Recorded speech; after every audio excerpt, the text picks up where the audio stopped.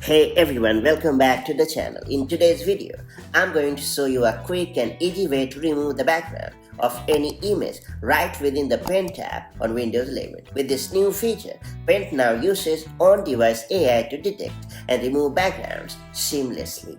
That's it, let's get started. So first off, you have to hit the Start button, and then you have to search for Paint, and then click on the top result to open the app. And then you have to click on File and select the Open menu and choose the image you want to edit. Alternatively, you can click on the Remove Background button in the Image section from the Ribbon menu.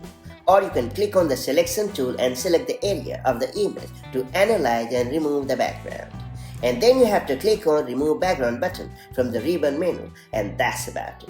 After you complete these quick steps, the Paint tab will remove the background, leaving the main object on the image. And that's it. You have now learned how to remove backgrounds in Paint on Windows 11 using the AI-powered tool. It is such a handy feature to have at your fingertips for all kinds of creative projects. If you found this video helpful, don't forget to like and subscribe for more such handy Windows tips and tricks. Thanks for watching and see you in the next one. Take care. Bye-bye.